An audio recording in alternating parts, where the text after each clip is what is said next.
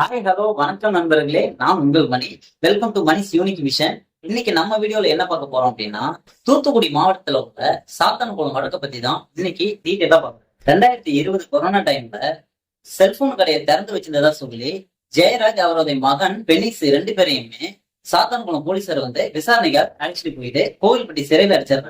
இந்த போலீசாரின் கொடூர தாக்குதலின் பெயரில் தந்தை மகன் இருவரும் உயிரிழந்தார்கள். இந்த செய்தி அறிந்த மதுரை கிளை உயர்நீதிமன்றம் தாமாக முன்வந்து இந்த வழக்கு விசாரணைக்கு தொடங்குறாங்க. அடுத்ததா தந்தை மகன் இரட்டை கொலை வழக்கு தொடர்பா 10 காவலர்களை இடைநீக்கம் செய்யறாங்க. அதன் பிறகு இந்த வழக்கை சிபிஐயிடம் ஒப்படைக்கிறாங்க. சிபிஐயின் விசாரணையின் அடிப்படையில இந்த 10 பேரையும் மதுரை சிறையில அடைக்கிறாங்க. இந்த வழக்கு தொடர்பாக மனித உரிமைகள் ஆணையம் 10 பேரிடமும் விசாரணை நடத்தி கொண்டிருந்த சமயத்துல திடீர்னு கொரோனா தொற்று பாதிக்கப்பட்டு ஒரு காவலர் மட்டும் உயிரிழந்துடுறாரு. இதற்கு இடையில தந்தை மகன் இருவருடைய பிரேத பரிசோதனை ரிப்போர்ட் வருது. அந்த ரிப்போர்ட்ல பாத்தீங்கன்னா 30 இடங்களுக்கும் மேலாக போலீசாரால தாக்கப்பட்ட காயங்கள் இருக்கிறது தெரிய வருது. இதன் தொடர்ச்சியா மதுரை கிளை நீதிமன்றத்துல 2207 பக்கங்கள் கொண்ட குற்றப்பத்திரிகையை சிபிஐ தாக்கல் செய்யறாங்க. இந்த வழக்குல சம்பந்தப்பட்ட 9 போலீசாருமே பலமுறை கோர்ட்டுக்கு ஜாமீன் கேட்டோம்.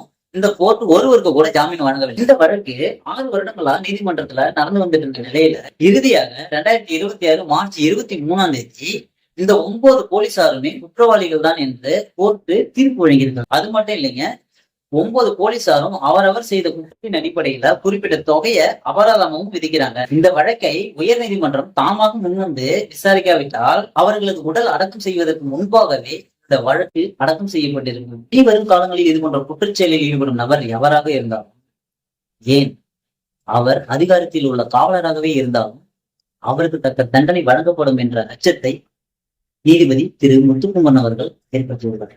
இது போன்ற நீதி திரு அஜித்குமார் வழக்குக்கும் கிடைக்குமா என்று பொறுத்து பார்க்கலாம். இந்த வீடியோ உங்களுக்கு பிடிச்சிருந்தா லைக் பண்ணுங்க, ஷேர் பண்ணுங்க, கமெண்ட் பண்ணுங்க, சேனலை சப்ஸ்கிரைப் பண்ணுங்க, மறக்காம அந்த பெல் பட்டனை தட்டி விட்டுருங்க. நன்றி.